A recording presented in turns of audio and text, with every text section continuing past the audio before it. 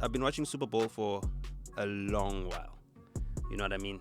And I won't lie, in Kenya, Lelea performance of Kendrick. Are you serious? Yo. Say you're trying to flee the slaves. You can't be trying to free the slaves when you're a slave yourself. I do a lot of performance art. You know what I mean? Even when I'm on the timeline. So I know what Kanye is doing or Ye is doing because I do that all the time. Also, I know it's the performance art. You know, you create the everybody hates NOTA, you know, the hateable NOTA, knowing that you the most lovable guy. You know what I mean? And can't you do that intentionally? It's part of a marketing plan. Oh, can't you know? Yeah. Oh, yes, Paisa Namsla. Yeah, is snitching on himself. I've already said it. I know that it's better if people think they dislike you and they meet you and they get a completely different impression than if people think that they love you and then they meet you and then they're like disappointed. You know what I mean? It's like never meet your idols, but meet NOTA. You know what I mean? Everywhere in the world, white people have gone and progressed. They've progressed because of savagery. They've killed people. They've decimated populations everywhere, around the entire globe. There's not a place where the sun shines that white people have not decimated the people.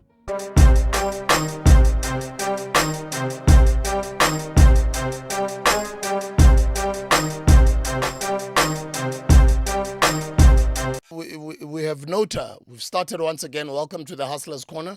Happy Monday, boy. Hola. Let's see, what's the date today? Today's the 11th. No. Today is the 17th. 17th. Monday the 17th. Okay. Last week, a lot of things happened in the country, bro. The last couple of weeks. In fact, the whole of February. You can see it's a short month because a lot is happening in a short space of time. Maybe let's start with the Super Bowl. Yeah.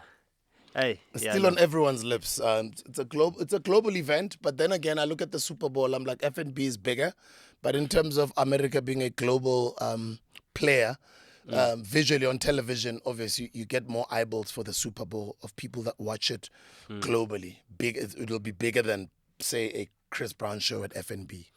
Well, yeah, obviously, because that one's not broadcast. But I mean, I think. Okay, maybe it might be bigger in terms of the televised audience than the Soweto Derby. But I've been watching Super Bowl for a long while. You know what I mean? And I won't lie, in Kenya, Lelea performance of Kendrick. Are you serious? Yo. You know, my thing is that you don't need to do too much if you are actually a creative genius. You know what I mean? So for me, it was like the juxtaposition of what Kanye is doing versus what Kendrick is doing. Now, 2024, Kanye was trying his thing. He's dropping Vultures. He's doing a collab album. He's doing his first independent project. You know what I mean? And even the previous year, around December 2023, I went to the Vultures one. The original Vultures listening session. You know? And I saw that, without the major label behind him, it's not the same Kanye that we're used to. You know what I mean? He needs to figure out how he's going to fund his marketing and promotion. But, you know, despite that, the music was good. He was good. By his standards, it's not great, it's not amazing, it's not groundbreaking, but it was good enough. You know. Then came Like That. And Like That was a response to 2023's Drake and J. Cole first-person shooter, big as the Super Bowl. So they basically said, okay, the Super Bowl is the biggest thing in America, right? We're as big as the Super Bowl. Drake and J. Cole, we're as big as the Super Bowl. So Kendrick, by basically beating Drake in the battle, he said, nah, I'm bigger than the Super Bowl. That was the statement that was there. So then they said, okay, fine. If you're bigger than the Super Bowl, let's see how you do with a Super Bowl performance. You know? And his Super Bowl performance follows Usher last year. Now, Usher is has-been artist if we talk about the current stakes right now. I mean, even his album dropped, but no one really cared about it. But he's a legend and an icon at the same time. You know, but he's not gonna drop and clear out the top 10 of the Billboard charts like Drake does or Taylor Swift does or anything else. It's not at the superstar level. But he still put on a performance that people could enjoy. Another thing about Usher is that he's like a black artist. You know, as in he's a black artist that appeals to black people. Atlanta boy. You understand? And that's also a very pro-black city. That's Martin Luther King city. You know what I mean? There's a lot of black culture that emanates from Atlanta. He even speaks about it in one of the tracks, Not Like Us, or I forgot which one. Oh yes, on Not Like Us, Kendrick speaks about Atlanta. Atlanta was also the place where the Confederates lost to the Union forces during the times of Ulysses Grant, Abraham Lincoln, you know. So that Civil War turned on what happened in Atlanta, because that's where the railway lines were. Coca-Cola is in Atlanta. CNN is in Atlanta. There's a lot going on in Atlanta.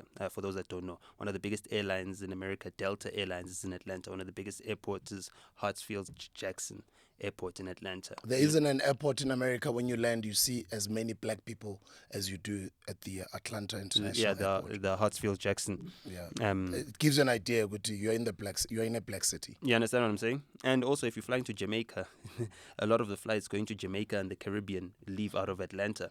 So you'd go from Kansas, fly to Atlanta, then to wherever you're going in the Caribbean. You know what I mean? And there used to be a direct flight. I don't know now. There used to be a direct SAA or Delta flight from here straight Joburg, to Atlanta. and then they also added a Cape Town one. Yeah. So there's a lot going on in Atlanta. Umam Felicia Mabuza. Yeah, she stays there. You understand what I'm saying? There, yeah. And she's part of the culture there. Yeah. You know what I mean? Yeah. The comedian Dumi Murake.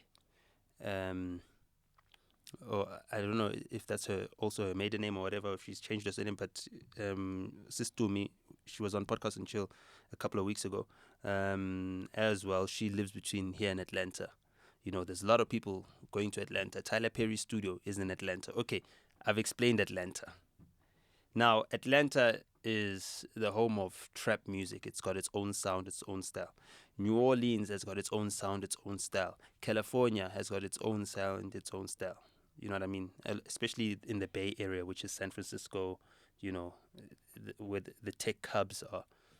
So it's very much got its own distinct sound, just the same way New York has got its own sound, you know what I mean? And all these various regions.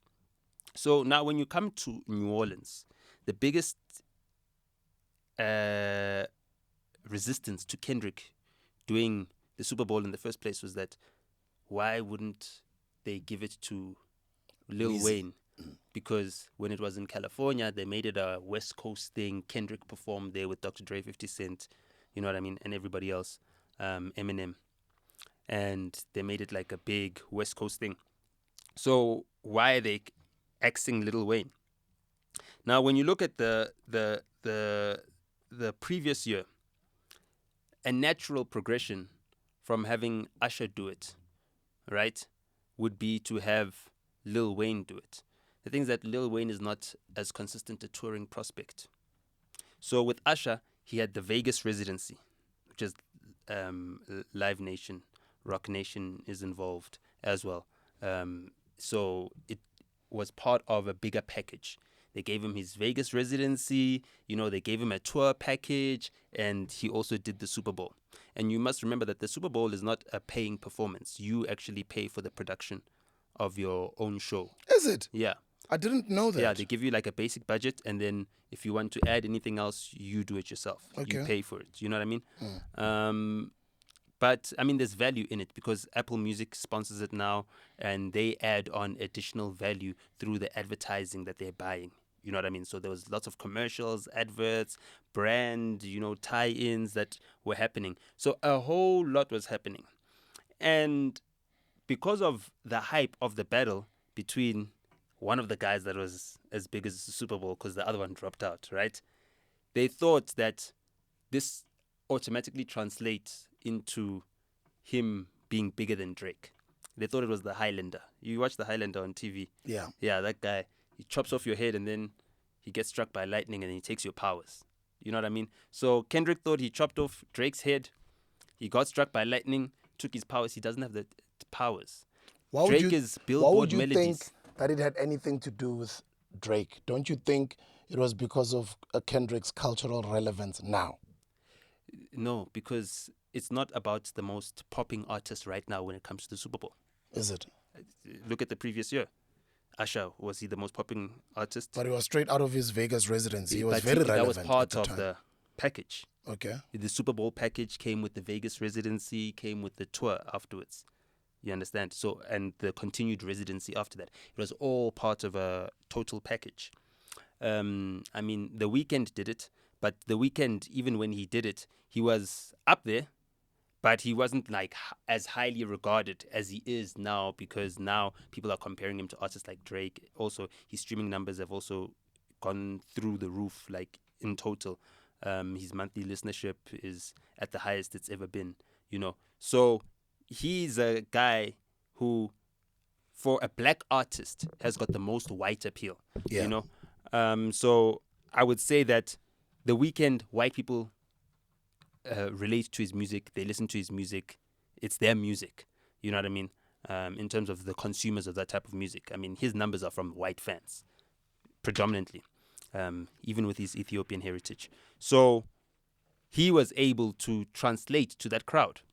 The NFL is a white-watched sport. They're the biggest consumers of the NFL. Yes, majority of the players are black, but all the owners are white.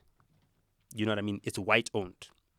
You know, you've got some rich black slaves running those 50 yards each, you know what I mean, trying to get to the other side to score a touchdown or kick 50 yards or more to, you know, get a field goal. It's their thing. When you are now coming into an audience that's not your native audience, it's not California, it's not the hip-hop audience, you need to put on a performance that's going to translate. And when you're performing inside a stadium, and I know this because, you know, I've played at many stadiums, I've been part of performances at many stadiums around the country. FNB Stadium, I've done the Derby many times, multiple times, 4 or 5 times. You know what I mean? To get that whole entire crowd that's there to watch Chiefs and Pirates. They're there to watch Chiefs and Pirates. When are you an interruption? You must remember that. You are an added on to entertain people who are there to watch football. You know, watch soccer. You need to make sure that the performance is something that is palatable to them. You know what I mean? You want to entertain them. You want them to be happy, to be jumping around, to be singing along or whatever it is. You know what I mean? So you're not going to choose the B-sides of your album. Songs that they don't know. You're not going to choose that songs that only your fans know. That's what Kendrick did. He chose only the songs that his fans know, you know, that his fans mess with. And then in the end, the performance was like, okay, let's see when he's going to do Not Like Us and what the response is going to be, you know. And that was the highlight of the show. So you bored us with everything, and then you gave us a snippet of Not Like Us, and then you turned to TV off, and you also didn't use the full allocated time. You brought SZA in just to, you know, sing half of a song that was for a Black Panther soundtrack. It's not even one of your biggest hits. It's not even, you know what I mean? You've got a new song with SZA right now that's on the charts, 30 for 30. You didn't even do that. You know, you left that out of the whole entire performance. You've got Samuel L. Jackson acting as Black Uncle Sam, as well as the character that he played on Django. You know what I mean? But it was typical Samuel L. Jackson, let's say, because he was the same when he was on Generations as well, you know. Yeah, for those that don't know, Samuel L. Jackson used to act on Generations. That's where he got famous. So if you don't know Samuel L. Jackson, just Google Samuel L. Jackson Generations and then you'll know more about him. That was one of his biggest shows. Let's see what comes up. So you know, with that, I'm watching this performance and I'm thinking to myself, this is a disservice. Like, that's it. He came there to diss. So it's a disservice. That's the service that he would provided, a disservice to the crowd. Now, the crowd already, you know that the crowd is not messing with the Democrats. They booed Taylor Swift because she endorsed Joe Biden. You know what I mean? Her boyfriend is playing, and he won last year, back-to-back Super Bowls. And he was going to have a bad game, obviously. So already it's not a Democrat. Kendrick is Barack Obama's favorite rapper. You know what I mean? So already you're behind enemy lines. And you've got this opportunity to take the win home. Like, you just won 5 Grammys the week before. Take the win home. Like, really drive home the point that you are the greatest. And what is proving that you're the greatest is that you fill stadiums. That's what the people meant when they said they're as big as the Super Bowl, as in they fill stadiums around the country. That's what they meant by that. So after this, I'm not booking Kendrick for a stadium show if I'm a promoter. Why? Because Kendrick is going to come there to the stadium, right? And a stadium is a place where people buy tickets on hype. Yes, your core fans will be there. They'll be Golden Circle, whatever. You know what I mean? But majority of the stadium is just people that are going because there's hype around it. You know what I mean? It's not like everyone that was at FNB Stadium is a number one Chris Brown fan. They've got all the merch and everything else. Yes, they were the core fans, and that's the main people that he was there for. But majority of the stadium was just people who are going there because it's the biggest thing to go to that night. You know what I mean? And that's what the Super Bowl is. It's the biggest thing to go to or going on that night. It happens on a Sunday. Why? Because most people are home. Work is on Monday. It's also the day where most people book in sick the next day in America on the calendar. It's called Super Bowl fever. Yeah. They call it what? It's Super Bowl fever. Oh, Super Bowl fever. Okay. Yeah. Apparently, like, roughly over 20% of people that have to go to work on Monday book in sick after Super Bowl. You know what I mean? So the bosses understand. It's not like people are being fired for booking in sick after Super Bowl. So people understand how big it is. The sense of occasion. You don't come to such an occasion and do what Matlera did at Back to the City. Because that's what Kendrick did for me. You know what I mean? Yes, his performance elaborate, all the Easter eggs, hidden messages, and everything else. But the Super Bowl is like Back to the City. It's like you're there with a festival crowd. You need to entertain people that did not come there to see you. They came for the event, for the sense of occasion. And he completely missed. And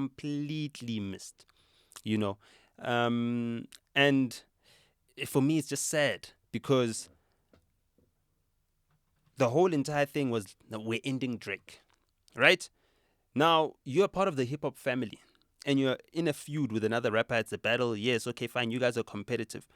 But at which point, when the Philadelphia Eagles are playing against the Kansas City Chiefs, right, are they trying to end NFL altogether?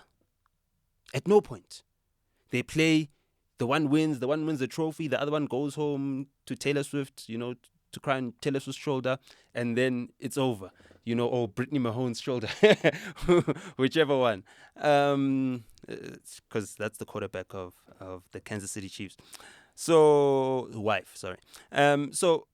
now hip-hop is over. Like, let be fixed to hip-hop. Like, it's over. Because with Drake still at the top of the game, even though the rest of hip-hop was declining, right? At least you could still say, but the biggest artist in the world is Drake.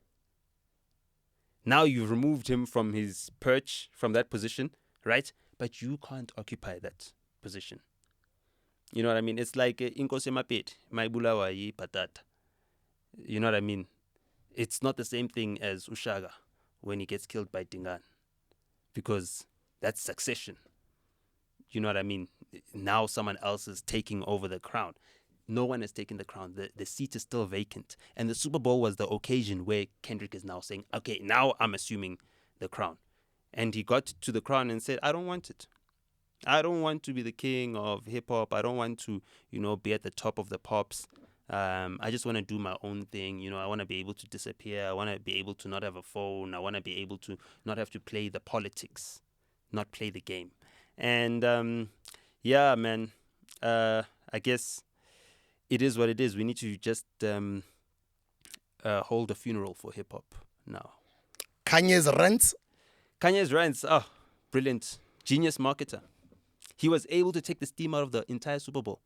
He did another Super Bowl ad, which he shot on his phone again, and the ad is just him copying the Super Bowl ad he did for McDonald's. Remember the Super Bowl ad he did for McDonald's? Yeah. I like, you know what I mean? Yeah. So he just did that again. He's like, oh, McDonald's paid me to do this. Why do I need to think of a new concept? Let me, get my laughing gas from the dentist. Laughing gas. While I'm getting my laughing gas, let me say, yo, I spent all the money for the ad on these grills. So go to uz.com. And then the entire campaign, he owned the weekend. From the moment that the snippets leaked of Kendrick's performance, right? He came back onto X, started posting salacious stuff, posting, really edgy stuff, trolling. He had already been trending from the week before from the Grammys, from having Bianca Sensori naked. You know what I mean? Well, naked outfit or dress, whatever you want to call it. Invisible. Yeah. Dress, the invisible dress. Because he owned that, right? Because he put out a graph that his wife was the most spoken about, even bigger than the Grammy Awards winning list. Everything. So it's now moving into the second week. Did what Tyler did last year at the Met Gala. You know what I mean? In terms of publicity from her appearance there. So now continuing that is like, okay, we're continuing that. We've taken the momentum from the Grammys. We've used the momentum from the Grammys to boost Yeezy sales. And then on the Super Bowl, he now doubles Yeezy sales. The previous week's sales, we've doubled them. So we've gone even bigger. So he's the biggest winner of the Super Bowl. You know what I mean? He's got the most conversions. It's like an insurance company selling whatever at the Kaizer Chiefs and Pirates game, a campaign. And the next day they've got double as many, subscribers or, clients. That's huge. No company is doing that with their marketing campaign. They're not doubling their revenue with their marketing campaign. He was able to achieve that. Also, he's changed the price point. Because how many more brands are you now seeing selling clothes at either $17 to $20? That's the price point that he put out there. And that's what he's been fighting for when he was still working with Adidas and those companies. You understand? So he's changing things on an industrial scale. The fashion industry is changed. People won't understand it, and it takes like a super fan of Kanye to understand. He talked about, I'm like Jim Carrey. You know what I mean? Jim Carrey played Andy Kaufman. You know what I mean? Who's another performance artist. I do a lot of performance art. You know what I mean? Even when I'm on the timeline. So I know what Kanye is doing or Ye is doing because I do that all the time also. I know it's the performance art. You create the everybody hates NOTA, the hateable NOTA, knowing that you're the most lovable guy. You know what I mean? And can't you do that intentionally? It's part of a marketing plan. Oh, God, no. Yeah. Oh, yes, Paisa Namsha. Yeah, is snitching on himself. I've already said it. A long time ago. You know what I mean? It's like I created that persona, that so caricature. You like being hated? It's like no, it's not that I like being hated. I know that it's better if people think they dislike you and they meet you and they get a completely different impression than if people think that they love you and then they meet you and then they're like disappointed. You know what I mean? It's like never meet your idols, but meet NOTA. You know what I mean? Because I'm serious. I'm serious. Meet NOTA because if you meet NOTA, you'll be like, but you know what? NOTA's, he's such a nice guy. He's a cool dude. He's actually a cool dude. What do you say? You understand? Yeah. You understand? But at the same time, you need to be a person that's not jealous of people. You know what I mean? Because if you've got the jealousy, then you'll be competitive. You'll try to be the most likable. But I don't try to be likable at all. I don't. You know what I mean? If I'm not in the best of moods, it's fine. I don't put that bad mood on people. that don't know me, strangers that, you know, the biggest inconvenience they can make in my life is make me spend 5 minutes with them. And then I never see them again for however many years or whatever the case may be. You know what I mean? So it's not too much to ask of me. But if you look at what Kanye is doing, you know, he's taking it to another level. It's an inspiration to people who also employ performance art. You know, it's like, wow, he's taken it to new levels that we've never thought of. And the thing about Kanye is that all the things you're saying Kendrick did, people have to explain them. Actually, they're submitting a dissertation for a PhD. I don't know. No, stop it, Kota, come on. You're sounding like Drake when he was saying that man is rapping like he's going to be freeing some slaves. No, come on. NOTA. But he's a slave himself. You understand what I'm saying? He's a slave to the machine. That's why he's got T-shirts saying, "Don't sue them, sue me." What do you mean? He's going against the corporation that's enslaved you, enslaved him, enslaved so many other blacks since 1930 when Sam Cooke started his own black label and then he got killed for it. Right? Since then, you haven't had a chance for black culture to dominate to the point where we can actually build our own corporation. And when we finally do get to that point, Drake is the number one artist.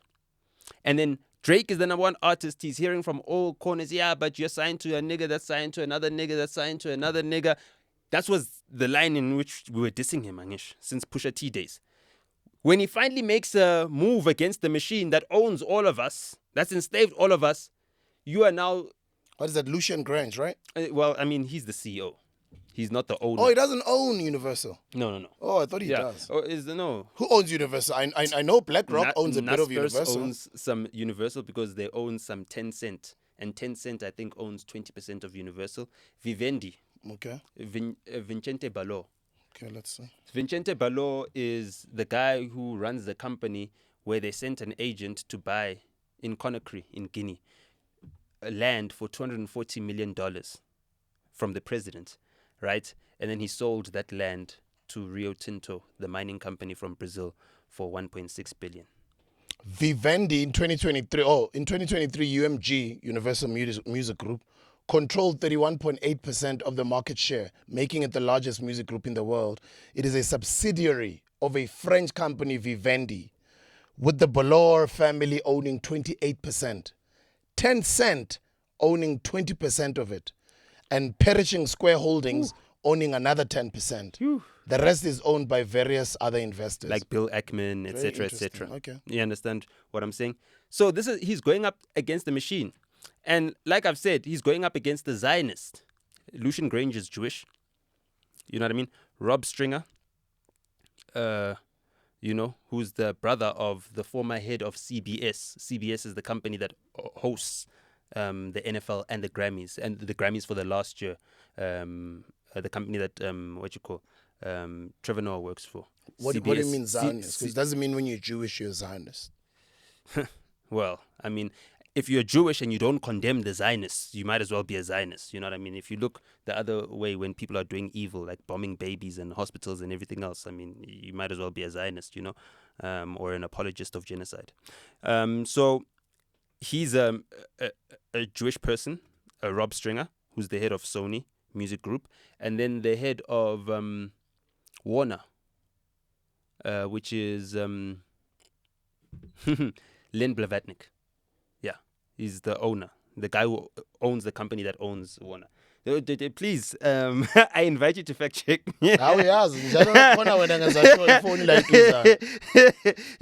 So that we can shout out the people that unamang. I hasn't bamchekile has no. Oh, this is interesting. In 2018, Discovery Communications and AT&T acquired Scripps Networks Interactive and Time Warner, and were renamed to Discovery Inc. and Warner Media, respectively. Mm-hmm. And Warner Warner in total is owned by let's see, Len Blavatnik.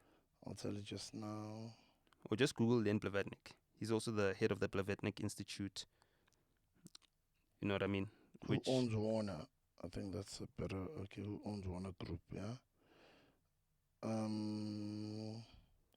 So, okay, as I was saying, you know what I mean? There's various CEOs. Robert Cancel is now the CEO. and his name is spelt in a weird way, but Robert Cancel is now the CEO. Lucian Grange's son is now the CEO or the president of one of the subsidiaries of Warner Music Group, Atlantic Records. So these Zionists have their tentacles everywhere. They own everything. This is interesting. Warner Brothers Discovery is a multinational Warner media. Music or Warner Brothers. Yeah, I'm coming down. I'm coming there quickly. Sorry to disturb problem. you. Warner Brothers Discovery is a multinational media and entertainment company that owns a number of iconic media properties, including Warner Brothers brands, Discovery Channel and Discovery Plus, HBO and streaming service Max, CNN, DC Comics, Eurosport, HGTV, Food Network, OWN, Lega Opera, TLC, Travel Channel. The company was formed in 2022, where AT&T spun off Warner Media so that it could merge with Discovery. AT&T shareholders received a 71% stake in the newly formed Warner Brothers Discovery, while Discovery shareholders got the remaining 29%. And Discovery today, including its largest shareholders and board of directors. And they're a publicly traded company, meaning that they are owned by their shareholders. The company was formed, I've already said that. But then Warner Brothers Pictures was established by the Warner Brothers, Harry Warner, Albert Warner, Samuel Warner, and Jack Warner in 1923. Brothers had started purchasing movie theaters in 1903. Blah, blah, blah. That's the whole history. And going down here, Warner Brothers produced countless classic films, including blah, blah, blah, blah, blah, blah, blah, blah. All these famous classics. Okay, you'll have to do the reading yourself, guys. Just go Google it. It's a very long read, but just to wrap it up, Warner Media and Discovery completed a merger. This is Warner Media and Discovery. They completed a merger in 2022 to become Warner Brothers Discovery. AT&T got $43 billion in cash and debt from the deal, with its shareholders receiving a 71% stake, while remaining 29% stake went to Discovery shareholders. Okay. Doesn't go into details here. But anyway, continue. Yeah, I think that's got more of a bias towards... yes, Joel Pollack, yeah? Yeah. That's got more of a bias towards Warner, the movie company, and the TV film production company. But in terms of Warner Music, that's part of Len Blavatnik's portfolio. I didn't know Joel Pollack is from South Africa. Yeah, he studied at UCT. And he's a young dude, man, 1977. We'll need to give people context on who we're talking about, or maybe by now they know. By now they've heard the name Joel Pollack, but he was Tony Leon's speechwriter. So if you just look at the system that Drake is going up against, that Kanye is going up against, you know what I mean, that Diddy tried to go up against on the alcohol front, that Jay-Z tried to go up against as well when he went up against Bacardi and all of these other corporations, you know. They are French corporations, so funnily enough, you know. Here in Africa, Traore is going up against, you know, the French, you know, Chad has evicted the French, Mali evicted the French, Burkina Faso evicted the French, you know, the whole entire Sahel region has evicted the French colonizers. Is that the reason why Kanye would make that statement that while the French are owning 85% of Africa? That's exactly the thing, because he's going up against the colonizer. So Kendrick said, you're not a colleague, you're a colonizer, because he's Jewish, right? But he didn't elaborate. But they are colleagues. They both work for Universal Music Group. They're colleagues. You understand? They work in the same company. They've got the same resources, you know, to use different fan bases, but the same resources. And you are now telling him, yo, don't sue the corporation that's enslaved us. Sue me. To make a joke of his lawsuit, which is actually a very valid lawsuit, you know, which is why I was so happy that the day after Super Bowl, Kanye came out on, what's that, Red Note? Yeah. Yeah, he's got a Red Note account now. Yeah. Hey, China. You put me on DeepSeek, I'm going to get into Red Note now. Yeah, a Red Note is like another TikTok. But can you download it in South Africa? Yeah, you can download it globally. Okay. But it's not like TikTok Douyin, which is Douyin is called TikTok for only China, and then it's got TikTok for outside of China. Red Note is from China, in China, and it's global. No to sfaga scare, guys. No to sfaga scare. Continue. You know, so but watch out with these apps. Ngoba nina age group yen always complaining month. Yo, yes, bank tateli 10,000. Yo, bank tateli 20,000. Be careful. You understand? Yeah. Please, like, read a cybersecurity manual when you're downloading these apps. Like, become paranoid about cybersecurity, because nowadays they don't even need to send you. You don't even need to click on the link for them to add spyware to your phone. There's spyware that comes on without any interaction, without you touching anything. It just comes on embedded into the apps that you download from certain websites. So please be careful when you use these online things, because your banking profiles are here, and some of you guys still use facial recognition, like Ansab. One day they're gonna take your face and use it to do things. Bavula my account, you know what I mean? But for the death certificate, you're trying to enter your house and you can't change locks. You find another family inside. You'll be like, oh, you know what I mean? So please be careful when you're using all these things. So the machine right It's now, like these apps that say how you want to look like 10 or 20 or 30 or 50 years from today. But now you get onto the trend and the challenge, and you don't know they're just collecting all the data, they're right? collecting, they're scanning your iris, all those types of things. You know what I mean? So, Drake was eventually the biggest winner of the Super Bowl because he got the sympathy again. And right now, he is trying to paint himself as a victim. That's why he's filed charges against UMG, saying, I'm a victim. I brought all these guys money. Apple Music is then, after launching lots of campaigns using Drake to make it popular so that it could grow. You know what I mean? Apple Music was growing at a very fast rate. It was the fastest growing streaming service. Their growth has slowed down now. They're dying out. And Drake was responsible for how quickly they grew, because as soon as they came online in June 2016 or so, he was the big guy. He just dropped views. You know what I mean? That was a very big album. I remember that year very well, because that's the same year we dropped Dakar 2 as well. One Dance dropped. That was like the first song to reach 1 billion streams on Spotify as well. So he was making Apple Music so much money. And what do? They then platform the guy that chopped off his head in a rap battle and basically made the god bleed. You know what I mean? And made him human again. Made him a mere mortal. And Kanye came out, reviewed the performance. He said he liked it, but obviously, he'll like it because that's what he's into. He's a Kendrick fan, and he's a fan of rap. But the average person that's not aware of Kendrick doesn't really like that. And people are saying, yeah, Drake would have done a better job. People are saying Lil Wayne would have done a better job.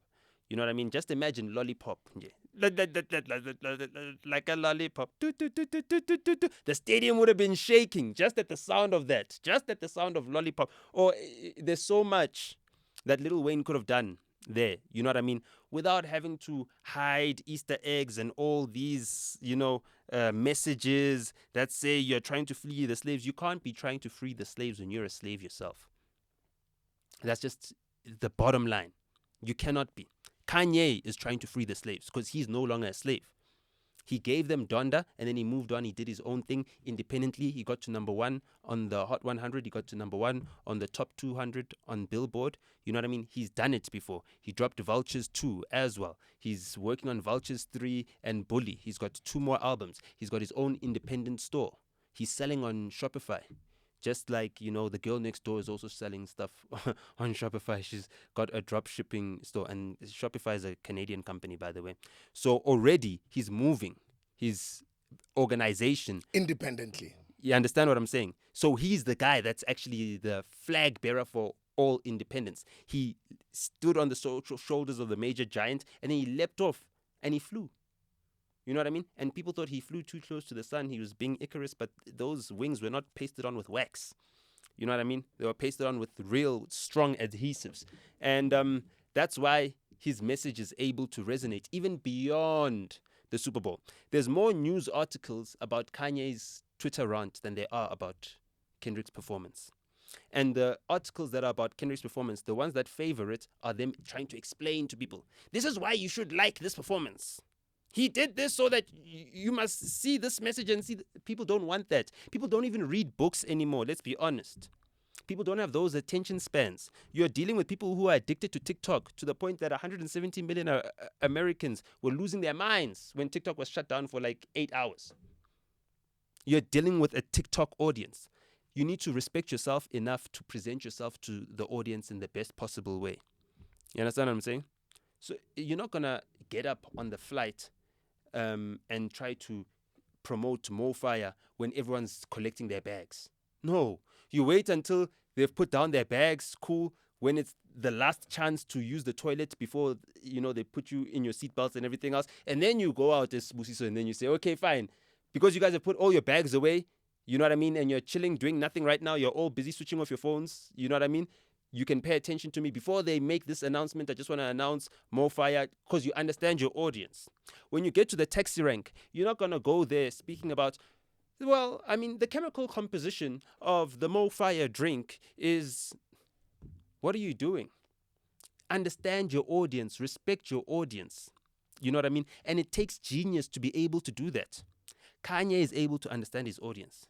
He's saying, I'm going to make my haters angry. Enough to make my fans defend me. Enough to make them spend money on my products. Simple. Very simple thing that he's doing. So my problem is that there's a lot of false prophets. If you read the Bible, the book of Luke, Jesus talks about, the prosperity preachers and the false prophets and everything else. And he says we should condemn them. We shouldn't just turn a blind eye and look the other way. We should name them. He also says that. Name them. If you read the book of Luke is a very hot book in the Bible. I won't lie. Jesus was spitting there. I mean, you guys think baby Jesus, the softy. You read the book of Luke, you're like, hey, damn, Jesus, whoa, he was going in hard, eh? Right before they took him out, Luke is portraying Jesus as a new Moses who will lead his newly formed Israel into freedom and release them from the tyranny of sin and evil in all its personal, spiritual, and social forms. But to do this, Jesus must journey to Jerusalem, which brings us to the second main section of Luke's account. You sent me to another rabbit hole. I'm going to go down the book of Luke. Yeah, so, I mean, if you look at that, you just need to then assess that, okay, fine, he lost the plot. You know what I mean? He wasted this opportunity. He missed, and that's all there is to it. Kanye won. Drake is the victim, and the system is kneeling. The system is kneeling so much, guys. You guys need to be able to analyze world events as well. NOTA, it's almost an hour. We only have 10, 15 minutes left. Well, maybe let's skim through last week's events. Elon Musk, MK, AfriForum, new treason case that's been opened. Let's skim through some of the South African politics, some of the events that happened. Duduzile Sambudla Zuma versus Floyd Shimambu, for lack of a better word. But I mean, we can skim through these topics. I didn't know that it's already been an hour. But when NOTA spits, like, you just want to sit back and listen. The next thing you know, it's already an hour later. So we'll go through really quickly. So let me start with 1986. I love doing this. So 1986, the state of emergency. It was 2 years after my sister was born. You know what I mean? My dad tells me a lot about 1986. A lot was happening in his life during that time. So 1986 was when Congress overrode Ronald Reagan's veto of the Anti-Apartheid Act, which imposed sanctions on almost everything but South African gold. They didn't impose sanction on gold, and that basically was the beginning of the big sanctions campaign that helped secure negotiations to deliver the democratic dispensation. So back then, our international lobbyists were Oliver Tambo, you know what I mean, the Lusaka office at the ANC, with Thabo Mbeki and all of them. They were lobbying Republicans because Ronald Reagan tried to block that sanctions call, saying, the sanctions will do more harm than good. Let's find a diplomatic solution. And you must remember that America supported apartheid South Africa since 1948 when it became a republic. So America and Israel assisted them where America didn't want to get its hands dirty. You know what I mean? These people kept us in apartheid from 1948 up until, 94. let's say 1990, when Yeah, the ANC was 1990. unbanned and the sanctions were lifted, right? They only sanctioned us in 86 from 48. You know what I mean? That's 38 years later. So they keep you in the worst conditions for 38 years.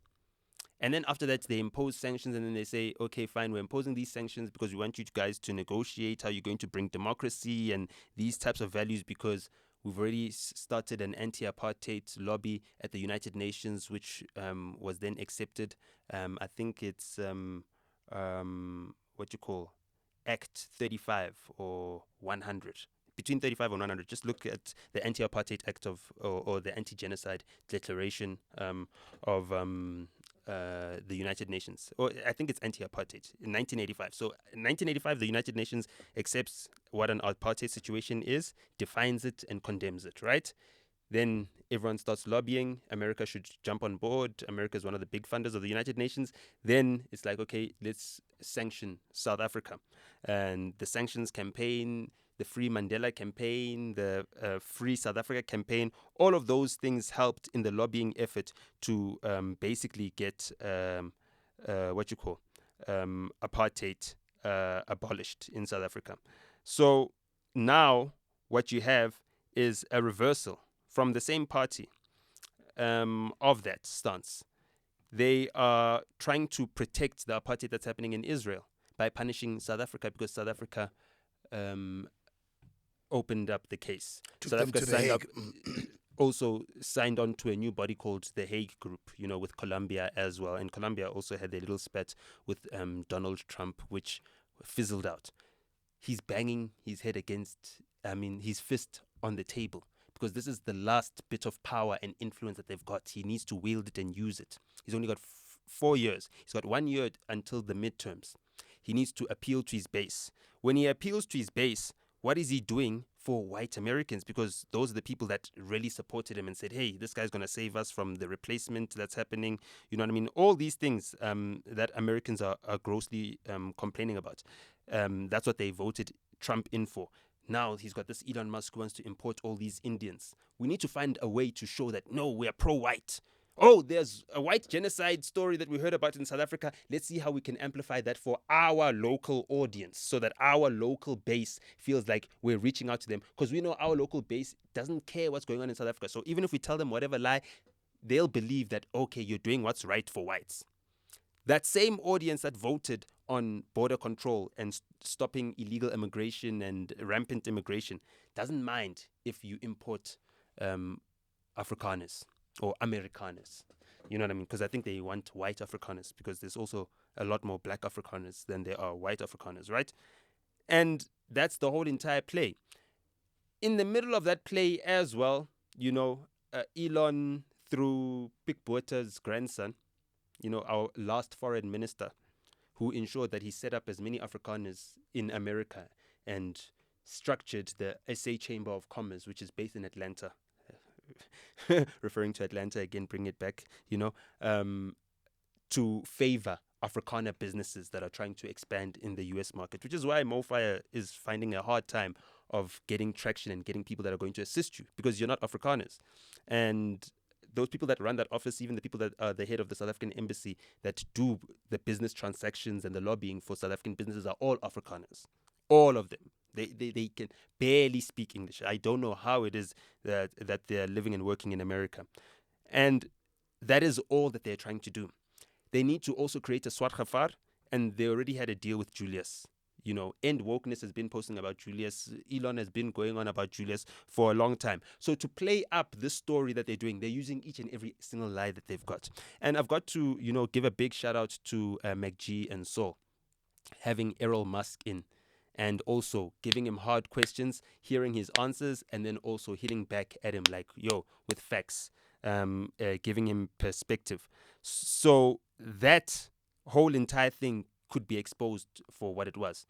Errol said, I was on the call with Cyril and Elon, and he understands what's going on. He understood Cyril. He's still continuing to spread this fake news. And South Africans need to understand that we are not the audience for this. We are not the audience. We're just a tool that they're using to gain more white support in America, because That's their base, and they're down to 52% of the population now. And they believe that once whites are in the minority, they'll be decimated by the other races, because they believe that the savagery that they're capable of is the same that we're capable of, and we would want to get revenge. Unfortunately, savagery is not in our culture. So the problem that South Africans have right now is that we don't understand white people. White people are inferior species to us. We are Homo sapiens. They've got Neanderthal blood in them. This is the science, and this is not science that was done by black people. It was done by them. You understand? Abu Clive W. Lewis, they were eugenicists. They studied this, and they realized that they're inferior to blacks. Margaret Sanger from the US. Well, I mean, she was more about controlling the birth of blacks. Bill Gates.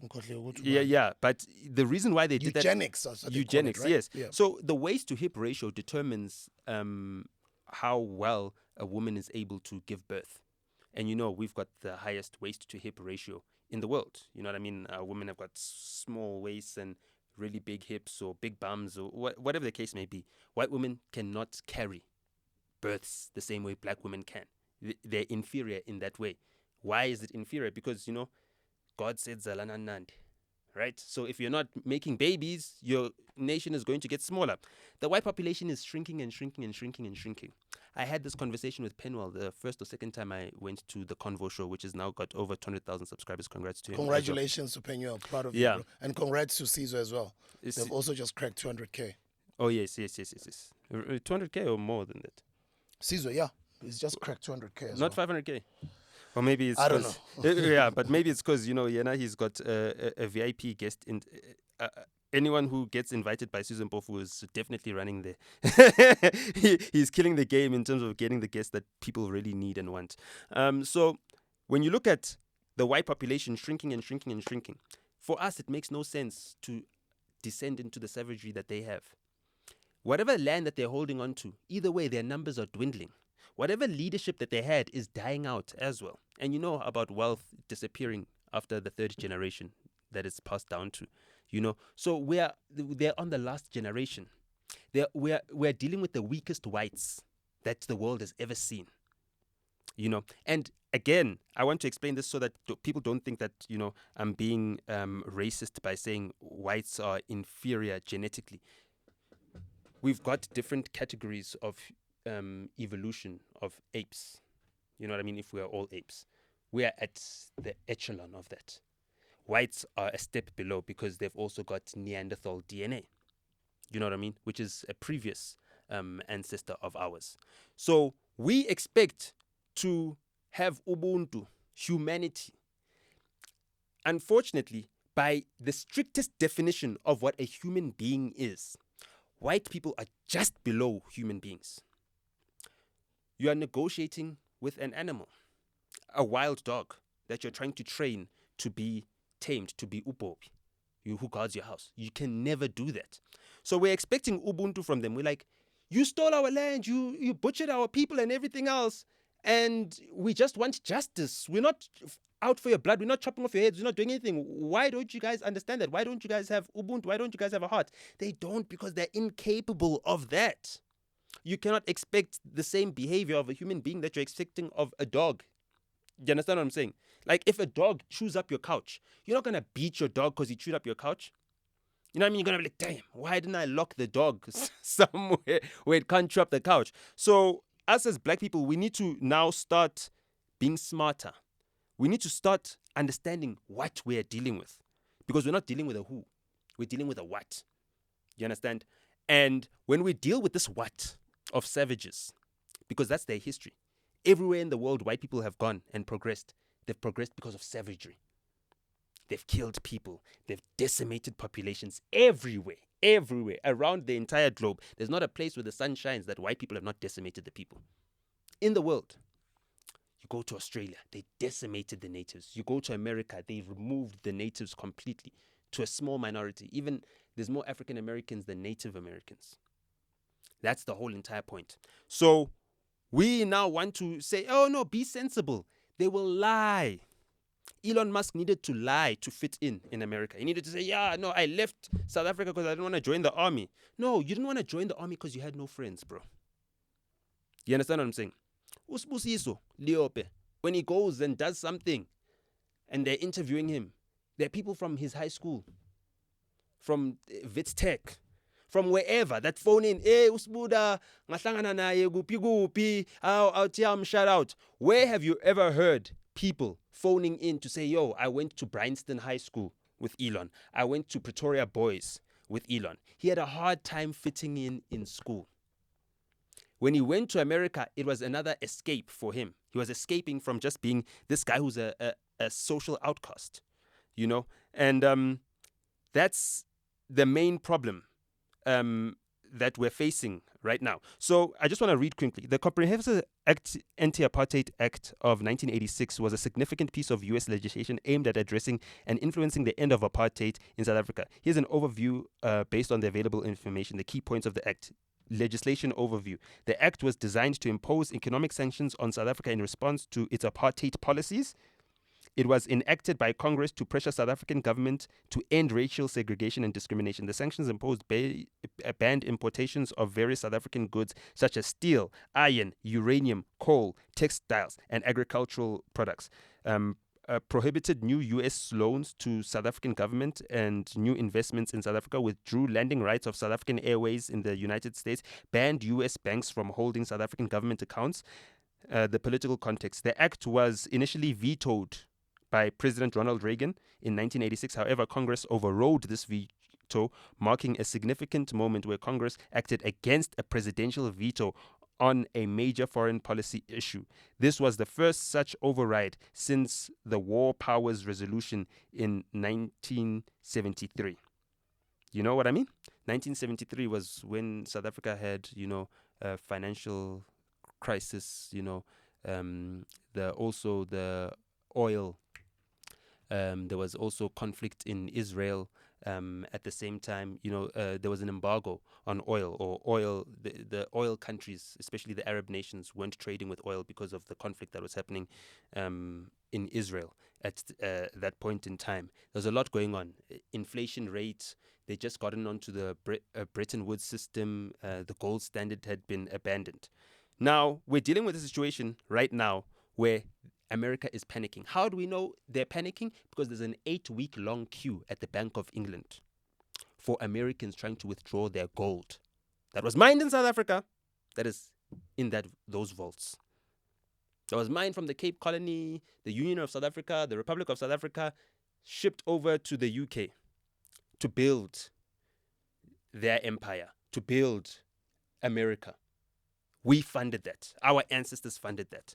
From this land that was ours, which we were removed from, so that America could be built. And how does America repay us for building it? They try to stop us from reclaiming back the land. But you've built up yourself, America. Now, you tell me, where have you ever seen a crowd of 20, 50, 100 hobos, drug addicts in a corner somewhere in South Africa, just chilling? You've never seen that in your life. How many times have you seen that in America? It's almost everywhere. It's an epidemic, And right now we've got a Nyaupe problem, a heroin problem in South Africa.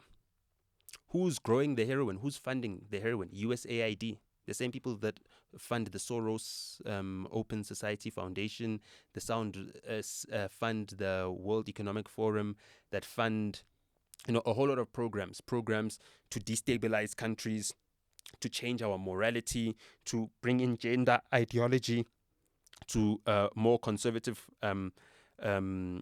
countries. And just a correction, the sanctions were lifted in July 1991, not in 1990. But the final sanctions were removed in November 1993, which is only after Chris Hani was dead. So they needed to make sure that Chris Hani is dead first before they can fully remove all the sanctions, So they've been planning. And what they were thinking is that they would tell the ANC that we're going to boil this white supremacy frog slowly.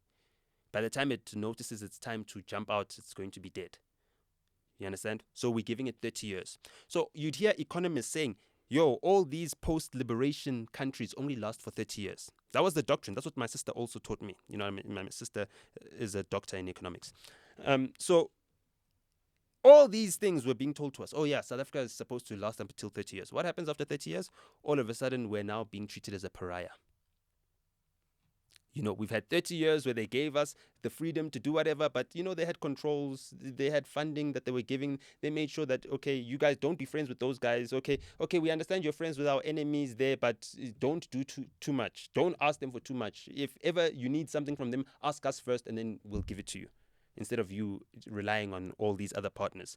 And it's all coming undone right now because South Africa is at a position where we've got a president installed who did not meet the mandate of the conference that elected him the first time, 2017. And then the mandate of the second conference was everything that wasn't implemented from the 2017 resolution must be implemented now. So this nil compensation part of the legislation was proposed already in 2017, 2 conferences ago. You know what I mean? Cyril has been re-elected. He needs to deliver on the conference resolutions. Otherwise, his presidency will be marred by a guy who did not deliver on the mandate that the ANC gave him when they voted him in as president. Helen Zille knows this much. Helen Zille herself knows that she cannot be supporting this bill and saying to everyone, well, it doesn't really threaten us that much. She needs to also appeal to her base. So what is she going to do? She's going to say, yes, we're taking this bill to court because of the procedural mishaps that they made or whatever. There's 5 out of 7 of the provinces that voted for it didn't do the process properly, and therefore we wanted to be thrown out on that basis, but we don't agree with other things, but we're only going to focus on these things because these are easy wins. The fact of the matter is that they know that new legislation is lame. It's a blunt knife. You know, it's not really going to change much. The whole entire legislation was to tick a box so that Cyril's slate, when it comes to the 27 conference, can at least say we delivered on the conference resolutions that were made in 2022, you know, when we extended our lead. And the thing that stopped us from delivering on our conference resolution is because we were divided in the top 6, 3-3. And now we've converted into a top 7 with a tiebreaker vote, basically. You know what I mean? So we've divided the slates up in a way where there can be a clear winner. And that's all he's doing. So he's ticking all the boxes. He's ticked the NHI box. You know, it's up to Dr. Aaron Motsoaledi to actually enforce it. Like, for me, my biggest problem with Dr. Aaron Motsoaledi is that he is not learning from Trump. Trump is saying, okay, what tools do I have? I've got a gun, I've got a hammer, I've got this. Okay, which weapon can I use right now? Oh, okay, let me use my gun on Canada. Let me use my hammer on Mexico. Let me use my knife on Colombia. You understand? He's using the tools at his disposal to get the best deal for him, his party, and ensuring that they can extend the Republican government to 12 years from the 4 that they've got right now. And he's doing very well on that account. Dr. Aaron Motsoaledi subsidizes these medical aid funds so much. And he's allowing these medical aid funds to fund organizations that want to take down the NHI. He should be telling them, okay, sure. He should be telling them that we're going to cut your subsidies. You should be playing hardball with them. It's time to play hardball because your enemies are playing the hardest ball ever. AfriForum is going out there selling lies, and then they say, oh, no responsibility. They should be tried for treason. Why? So that no one else does that. Not even Black Forum does that. Do you understand what I'm saying? Because you're not worried about this little white minority. You're worried about one country that is able to fund a Black Forum, which can get Black support and overthrow the government. Because they've watched AfriForum do it, they've seen how AfriForum did it, and they figured out, oh, damn it, let's employ the same strategy, find another foreign partner who can help fund us. Then you've got terrorist organizations now coming in and infiltrating because they can see it's very easy. You know, USAID plants the opium, which is used to create heroin, which is used to create nyaupe, which is killing our community. There's 400,000 nyaupe addicts in our country. Aaron Motsoaledi is not saying, hey, you are funding opium with this USAID. And you're creating a Nyaupe crisis. You're creating a drug crisis. The same way Trump used his hammer to say, hey, send 10,000 soldiers to the border because this fentanyl crisis is getting out of hand right now. That's what he needs to be able to do. I mean, the medical aid schemes, they get tax rebates for medical aid contributions. So even when you pay your medical aid contribution, let's say you work at APSA or whatever corporation, there's a part of that that's a rebate. You know what I mean? A discount that you get on your taxes for paying into a medical aid scheme, which the government then funds. So they're getting that. He could cut those out. Employer contributions. When your bosses pay a contribution into your medical aid, some of that also gives them rebates as well. The taxpayer is paying for that. So you're double paying for that as well because you're paying taxes. And a portion of those taxes is to lessen the load on the medical aid that's providing you with the services. Healthcare training. 100% of all the nurses are trained by the state. Do you understand? The schools, the institutions, the human resources that all of these private medical aid schemes, doctors, hospitals, clinics, whatever, everything comes from the state. Everything that they have comes from the state. And when the state now says, okay, fine, these services are getting to a standard where we want to now make it available to everyone. Since we're contributing a lot to playing, they don't want to get to the negotiating table. They don't want to have a round table talk. They don't want to do anything. They want to challenge it. They want to fund political parties that are going to take Aaron Motsoaledi to court. So Aaron Motsoaledi needs to act the part now. He's got the act behind him. He's got parliament behind him. He's got the public processes done. Everything has been ticked off. He now needs to ensure that that 2017 ANC resolution is completed before it comes up to the 10-year anniversary. If he wants to see himself climbing beyond his current NEC position. And I don't even think he's within the top 10. You know what I mean? Or let's say top 15 or top 14. You know, there's so much that the government contributes to these medical aid schemes. There's direct subsidies, indirect subsidies, and the general government support. 70 billion in subsidies is provided to private healthcare. 70 billion. That is paid for by the taxpayer. And this whole entire thing of only 7% of South Africans pay tax, 100% of South Africans pay tax. Okay? Even the guy that's catching a taxi, that taxi puts in fuel. That fuel has got 4 rand, 5 rand of it that is going to taxes, levies. You know, the fuel levy. That's a tax. Even when he buys knickknacks at the shop for 2 rand 50 or whatever, 3 rand, there's the VAT that's added on that. Knickknacks are not zero rated. You know what I mean? In fact, the majority of our shopping cart is not zero rated. You know, only certain things like eggs, full cream milk, and brown bread are zero rated. You don't pay tax for.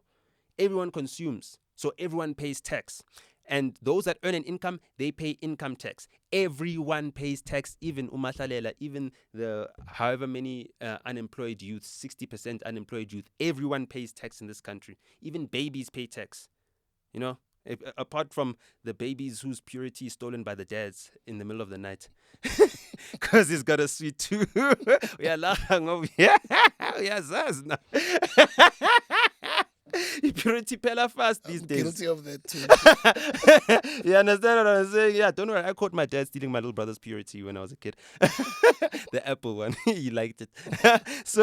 So you know, everyone pays tax. Apricot one is nice. Anyway. Yeah. Okay. Oh, you like that one? Okay. You know what I mean? So everyone pays tax, and we need to stop pushing down this lie that, oh no, only a small amount of South Africans pay tax. Everyone pays taxes. We need services for our taxes. Dean McPherson, unfortunately, the DA, his own party, is suing him.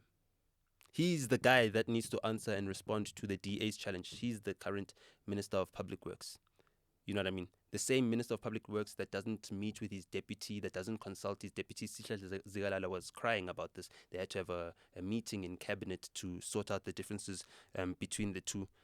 Dean McPherson, you need to look at the ANC 2017 resolutions, look at the 2022 resolutions, and you need to figure out which of those resolutions you need to implement, and you need to figure out a new strategy to explain this to white people, because the thing that Helen Zille is not doing, which is evil, which makes her the devil.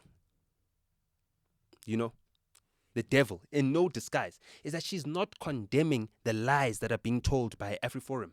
She's not condemning the racism of her supporters. Now, white people are less than 7% of our population. You understand? If 1.5 million Afrikaners leave, that leaves 1 million left behind. That's less problems for South Africa. It's less problems because let's say those 1.5 million that want to leave are enemies of progress in South Africa. Anything that's progressive, they don't want to be a part of it. They don't want to be. They can leave, but they'll have to leave Afrikaans behind because it's a South African thing. They cannot find it anywhere else in the world. You know? This is their homeland, but they want to have a small enclave where they can isolate themselves. Unfortunately, you're not going to get that. You're not going to get Cape Independence, unfortunately, because this country needs to stay together for it to be able to prosper. That's the way in which it was formed. That's the way in which it started to thrive. You understand what I'm saying? So they're not going to get that. And abelung batandi drinko pop. You know what I mean? So unfortunately, Ayike States, you understand, there's no bride day that you're going to have in the States. You know what I mean? You're going to be having barbecues. You know what I mean? So we're seeing a lot of videos of Afrikaners that don't want to leave, and I'm encouraged by that. But we're not seeing that from the political leadership class. You know, Rob Hersoff is swearing at people, calling Penwell a racist and everything else. You know what I mean? How? Yeah.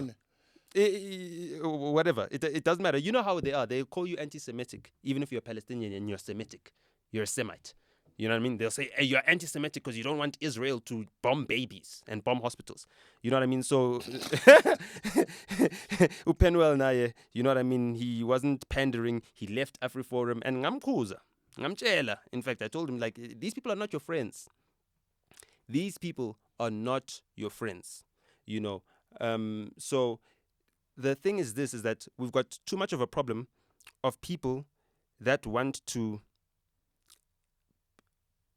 be the better blacks and too few people that want there to be better blacks. Do you understand what I'm saying? So you want to be the best black. You don't want to move black people forward. You want to be better than the other blacks. You know, you want to be the king dingaling of all the blacks, you know. And those are also enemies of progress. So they too can also find another home elsewhere in the world. And let us that want to actually build a prosperous South Africa for our great-grandchildren to inherit, let us stick together and find ways to work together and call out the false prophets and employ the tactics of Jesus in the book of Luke, you know, because Jesus wasn't around. He wasn't around to see his disciples enact what he taught them in that book of Luke. But look at where we are today. We are praising Jesus Christ. We've been touched by the blood of the Lamb. Why? Because he taught them and he inculcated a certain culture. We need to inculcate that culture. We need to have a pledge of allegiance to the flag of South Africa. We need to have certain values that everyone shares that makes them South African, whether they're Pedi, Zulu, white Afrikaner, colored Afrikaner, black Afrikaner, whether they're Cape Malay, whether they're an Indian in Durban, you know, where they call their parents Lanis, you know what I mean?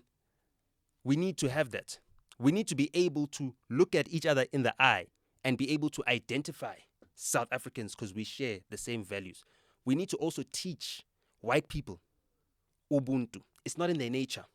We need to teach them. We can't say, guys, Ubuntu, come on. Don't you get it? No, they don't get it. They will never get it. They're not the same level of human beings we are. You know, so we need to start treating them like infants. When you see an Elon Musk, you see the richest man in the world. No, you should look at him and say, this is the richest baby in the world. You understand? And siyahlulega as black people. Like, seriously, siyahlulega. And that's what's leaving us behind. We're better than white people at everything that we do, that they do. Better than them at every single thing. Every single thing. The best person in every single thing that both black people and white do is black. Everything. Every single thing. You understand what I'm saying? So that's what we need. And the only guy that we have right now is Siya Kolisi. Siya Kolisi is the only black that's teaching these whites Ubuntu. Started by sharing uRachel nabantwana abaningi qale lapho wamthoba kancane wamfundisa ubuntu. Now he's taking Roger Federer on a tour of Ikasi, you understand, and he's telling him umrojisto, so umrojisto manje. Black people do that. Smuda, you didn't decide your nickname. Black people gave you a nickname and that was it. There was nothing you could do. That's part of our Ubuntu. We give you a new name. Estraten. Roger Federer's got a new name. He didn't argue. Siya Kolisi didn't ask him for permission. He just said, you are now this guy. Okay? Clean. That's it. So we need to see more black people doing what Siya Kolisi is doing, taking these white people, teaching them our culture, teaching them how to be civilized human beings the same way we are, giving us our values of Ubuntu, and we'll create the best whites in the world. Right now, we've got the most undesirable whites in the world. They're not wanted in Australia. They're not wanted in New Zealand. They're not wanted in the United Kingdom. They're not wanted in the Eastern European parts of Western Asia. You know what I mean? They're not wanted in the United States of America by African Americans. And the only white people that want them are the white people that are scared of being replaced by other races in America. So in closing, I think that, the political turmoil that we're seeing right now, we've got bigger enemies. The personal spats that we're seeing between people in political parties, Undlozi has left politics to go into civil society for a while. They prepare a seat for him there in the Gauteng ANC. While they prepare his seat, his entry, Floyd had his spat with Ututuzile, and Ututuzile just going on to prove why women should not be in politics, unfortunately. I don't believe that women actually understand how much they're a threat. Let's say there's a sexually transmitted disease, right? A woman will easier spread that disease to 1,000 men than a man can spread a sexually transmitted disease to 1,000 women. Therefore, if you want to defeat as many people as possible, you can use a woman. And women will need to understand that they'll always be used as tools to destroy masculinity, men, whatever our community is. So they need to play a role of being the glue that keeps us together, that ensures that men are out there being productive to society, and they also need to raise their respectability and their value so that they're not crying, oh, we're victims of abuse and all these things. They need to contribute in their own unique way and not try to replace men. Men are being held back by women. In the workplace, if you look at all the corporate companies, all the boards and everything else, it's mainly black women when they get elevated, or white women that are now using BEE points because they can now get them. You know what I mean? They're now also classifying themselves as previously disadvantaged. And if you look at white men, what holds them back the most is that they're controlled by the women. So they can't be their full selves. So we cannot allow that to happen to us as well. We need to make sure that our culture reigns supreme, because our culture has been able to reign supreme. We're still able to maintain our languages and all these things. And all these Americans, they can say whatever they want. They are wearing their owner's surname. Whenever an American disrespects you, you must understand, or an African American disrespects you as an African, you must remember that that person is wearing his owner's surname. Forgive him for whatever misbehavior. Don't hit fire with fire against them. We need to teach them and train them and make them people. We need to elevate them the same way we need to do the whites, and the same way we need to do to women, because we were shackled. We weren't able to protect women for so long. So we owe them more protection. We owe them more guidance. We owe them leadership. And even when they're rebellious, we must never fall out of love with the people that are the gateway to the next generation, which is women. And I say that with the most respect. And I also say that respecting the other roles that women play outside of politics, outside of conflict, where, they now need to carry AK-47s and battle. And they play such important roles in those positions that we're missing them in those positions. And you're seeing that when you look at the prisons that are overcrowded, when you're looking at the crime and all this violence that's out there, is that we're missing women in their prime role. Because we're trying to put them in the man's role by saying that the man's job is bigger or more important. It's not. We all have our own roles, and we need to fulfill them to the best of our ability. I'm very grateful to my mother. She sent me a very long, encouraging a message, saying that she watches all the episodes. She wishes God can bless her. She's like, one day now, melube show yako ufane nabo Trevor Noah nabo. It's fun. My mother lives in her own world. You're Sorry, brilliant, guys. bro. It's true. I mean, I've just been watching this monologue. Sometimes it's interesting to just watch you. Some things I don't agree with you on, but it's just beautiful to just watch your mind run and just hear you express yourself. It's beautiful. No, thank you. And she's telling the truth, bro. No, thank you. Like it was. I mean, that's what my parents discuss when they discuss. Oh, my mother will always. Did you tell your son that you love him? Do you tell him that you're proud of him? My mother always tries to make my dad, a much more woke dad. Make him hip, because she scrolls through TikTok the whole day and annoys him, and he doesn't know what TikTok is. So I mean, that message really touched me, and that's why I feel like I need to also share that appreciation that my mother shared with me, with you. You've built an amazing platform. We didn't get to celebrate crossing over 300,000 Thanks to you, subscribers. Thanks to all the viewers. Shout out to Justice Shabalala. Shout out to Peña. Shout out to you. Shout out to all the guests that have visited us. Shout out to Stefan. Naledi Mashiro, all these guys. Everyone, man. And big up to everyone at MPD Studios. And big up to the space itself of podcasters. It's growing. It's growing, developing. Bro. It's very influential. You know what I mean? There's not one news channel. Kai FM didn't have Elon Musk's dad. You understand? You need to understand the importance of that. Is that Usol Penduka, when he spoke to Elon Musk's dad and gave him that, he did that where? On Podcast and Chill. Metro FM did not speak to you guys at Radio 2000. Did you speak to Elon Musk or anything else? And also, that's the thing, that there's too many people that are incumbents in these old platforms that are losing the audience. If my mother is listening to me and not listening to Justice or listening to you or listening to whatever, it means that, even the older generation, say Champil, the content that needs to be coming to radio right now needs to be groundbreaking. They need to use their advantage. The fact that they can use music. We can't even use music. So SABC, KFM, Prime Media, all of them need to pull up their socks. Prime Media is doing K-Day. They've only got 2 black artists. They've got Mikasa, who's got 2 black guys and 1 white guy, or Portuguese, so half brown, or best of both. Let's call him that. Best of both bread. It's like white, but it's healthy as brown. They've got a colored guy. You know what I mean? I love my guy. Something is getting.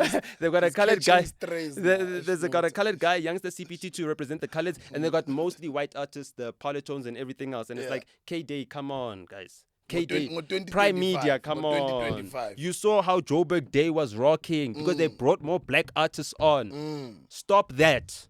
Stop that. We don't want to see that from KFM. This is not 2001. You understand what I'm saying? And also, I bled a lot on the page when I was writing open letters to the 5FMs of this world, because they're the ones that have got the agencies backing, the corporations and all of that stuff backing, the sponsors and everything backing. Our industry is growing. It's a world beater. Put more black artists on the lineup. Stop using token blacks. You know what I mean? But shout out to Nasty C. He'll also be there to add to the black quota. You know what I mean? And guys, I love you. I'm out. Let's leave it at Finish that. off the show. Finish it off. Let's leave it at that. I mean, you're doing great things with Ekasi Noble Properties. Just give them a last final shout out. You guys are doing an event. Turned 5, yeah. Yeah. Congratulations to Ekasi Noble turning 5. Big up to you guys. So proud of you. So Gokos Koteni is going to be there. Who else is going to be there at this event? Oh, yes. Percy Singo, Titimba, Gokos Koteni. She's an investor also. She's bought a couple of stands there. Lady Do, come on. Lady Do as well, yeah. She's bought some property. Proud of Lady Do. Growing a property portfolio. Titimba, and I'm still waiting for a response from my guy Witness Mdaga. But yeah, it's what exciting. Date? It's the I'll tell you just now quickly before I wrap it up. Thank you very much, by the way, for asking me. I love the Ekasi Noble. Those are my guys, man. Yeah. I need to help you. I need to help you with promoting your stuff. Of course. So yeah, of course. Let's go. It's the it will be dates 22nd. Of 22nd of February, 2 o'clock emini. You're invited to the Ekasi Noble Properties 5th year anniversary braai. Join us for good food, great company celebration with Kokos Kotenisbu, Titimba, Lady Du Pesi Single, Sia Makamba, and many more guest speakers. Bring your own bright meat, bright stands, cooler boxes, picnic baskets, umbrellas, and camp chairs. We're going to be doing it at our farm at Corner College Road and Bearsnodia. That's where the estate is coming up from. Stalls are available from 150 rands. Free entry for members, RSVP only. Non-members, the fee is 450 rands. You can RSVP info@ekasinobleproperties.com or 065-921-3368. Thank you. So PEPFAR has committed another $4.3 million to South Africa for the current year, and the pause is now off in the PEPFAR aid, so that's going to continue. So they're not going to be stopping ARVs, and I think the only thing that we're going to lose is AGOA, which is the only reason that the DA is mad. You know what I mean? They weren't mad about PEPFAR going, they were mad about AGOA going, but what's really going is our products, our agricultural products to other countries like Thailand. You know what I mean? John Steenhuisen just delivered a big load of 222 pallets just the other day to Thailand, which is a market that we haven't traded with in over 15 years. You know, so we're opening up alternatives to the American market, which only constitutes 7% of our exports. So people, don't be scared, don't be fearful. These whites are our lighties, you understand? We'll raise them rightly and we'll get the land back. Don't worry. Mic drop. See you on the next video.